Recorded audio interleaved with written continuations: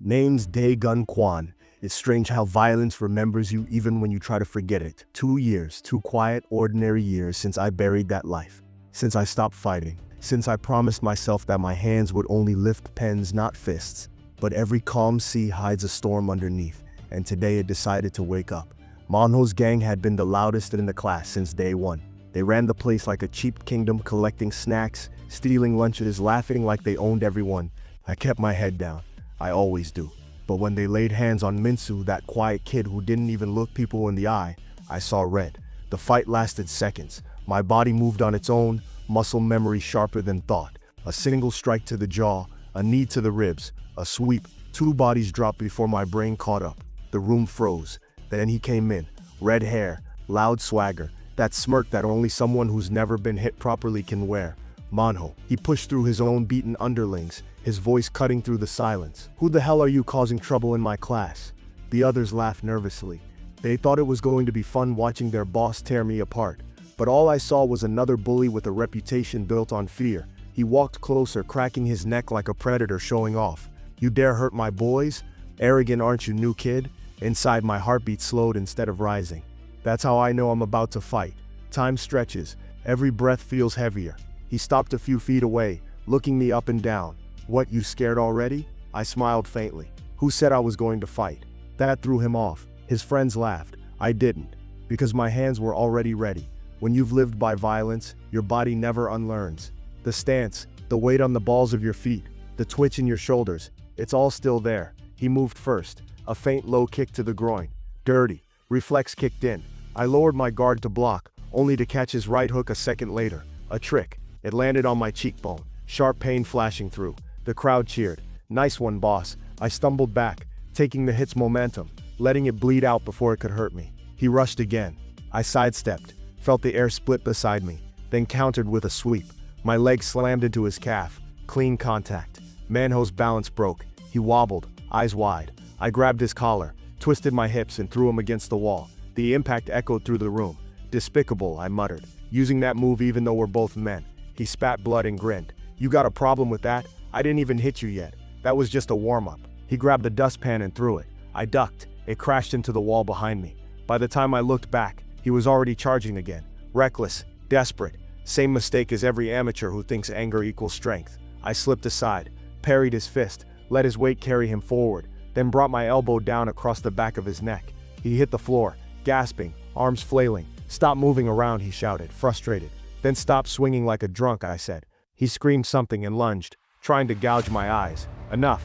A left hook. Short, clean, full weight behind it. The sound was dull, heavy. Blood sprayed across his lip. Manhwa crumpled. Silence. Even his lackeys didn't move. Their so-called king was out cold. I looked down at him. "When he wakes up," I said to his 2 followers, "bring him to me. We need to talk." I turned to the class. "If anyone here gets bullied again, tell me. I'll handle it." The words came out heavier than I meant, but it felt right. From the corner, someone watched me. Sammy Lee. He smiled faintly. "Not bad," he said quietly. "Didn't disappoint me." Didn't know what that meant then. I do now. By the end of the day, word had spread. The transfer student had taken down Manhwa, the red-haired king of Class 1. And in a school like this, power attracts power. Next morning, the air in the hallway felt heavier. When you take down one king, others come to test your crown.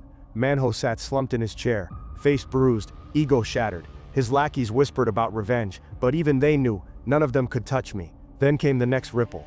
Class 3. Their boss, Sangbo Shim, heard about it. A guy with real power. He wasn't like Manhwa. He didn't need to talk loud. His fist did that for him. I heard the rumors before I saw him. He once broke a punching machine with his bare hand. He trained daily, using weaker students as sandbags, and now he wanted me. The day passed slow. I could feel eyes on me in every corridor. Ho-jung, Manhwa's lackey, still tried to act tough, asking kids to run errands. When I looked at him, he froze mid-sentence. Even that made me tired. Then came lunch. The cafeteria smelled of soup and sweat. I hadn't eaten a proper meal in days. Instant noodles and convenience store bread were all I'd had since moving here. The taste of real food almost felt wrong. Manhwa sat across from me this time. The same guy who had tried to kick me where no man should. Now he was quiet, careful. I watched him, waiting for the trap. He finally spoke. "I can help you," he said. I raised a brow. "Help me?" "With Sangbo Shim. He's different, Daegun. He's not like me. He doesn't fight for fun. He fights because he likes to hurt people." I studied his face. No arrogance this time. Just fear. He kept talking. He's been boxing since he was a kid. Doesn't care about trophies. Just pain. The guy's footwork can't even touch him.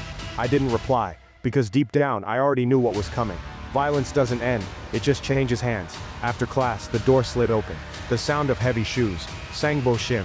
He didn't waste time. Walked straight up to me. I could smell the sweat and resin from his gloves even though he wasn't wearing them. He smiled like someone meeting a worthy opponent. "You're Daegun, right? The one who took down Manhwa." He sat on the desk beside me, leaning close. "I'm worried," he said. "If you keep this up, you might end up bullying everyone. So let's make things simple." His voice dropped low. "After school, rooftop. Be ready." He walked away without waiting for an answer. The room exhaled after he left. Even the clock ticked louder. I looked at my hands. They were steady. That's how I knew I hadn't changed as much as I wanted to believe. After school, the corridors emptied like veins drained of blood. Only echoes remained. Footsteps, whispers, tension hanging thick in the air. Manhwa showed up again, bruised but talking. "I'll help you," he said. I laughed quietly. "You think I need help?" He shook his head. "You don't understand. I fought Sangbo once. He beat me half to death. I had to use that move." I looked at him. "The groin attack?" He nodded, shame in his eyes. "He still doesn't accept that I won. So good luck." I stood. Sangbo Shim was already there, shirt unbuttoned, knuckles taped. Behind him, his underlings leaned against the wall, smirking. The moment I stepped forward, the smirks faded. He cracked his knuckles. "You actually came. Would have been rude not to," I said. He laughed, a deep, genuine sound. "I like you."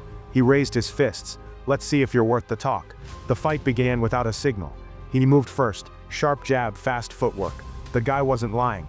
Every hit was measured, precise, aimed to test me. I blocked the first few, felt the weight behind them. He was strong. He circled left, throwing combinations. 2 jabs and a hook. I ducked under, countered with a body shot.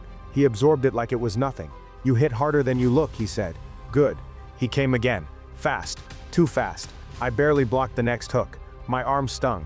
"You done?" I asked. He wiped blood from his lip and laughed. "Not even close." He charged. Our fists collided mid-swing. The sound was like thunder. We both froze, arms trembling, blood mixing in the air. Then I felt it, his strength faltering, that half-second of weakness. I seized it. Right hook, left elbow, knee, all in one breath. He dropped. The rooftop fell silent. I stood over him, breathing hard. He looked up, dazed but smiling. "Guess I lose," he muttered. I knelt beside him. "Don't get it wrong," I said quietly. "I didn't fight to prove anything. I fought because someone had to end this chain." He nodded weakly. "You're different," he said. "That's why they'll all come for you next." I didn't answer, because he was right.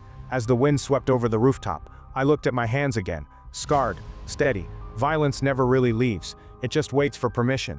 And now that I've given it permission again, I know peace won't come easy. The school below buzzed with rumors already. Class 1, 2, and 3. Done. But the hierarchy doesn't stop there. There are more above waiting. This isn't about being a hero. It's about balance. About drawing lines bullies don't cross. They wanted a new king. They got me instead. I don't start wars. I end them. To enjoy more videos like this, subscribe to the channel and turn on notifications.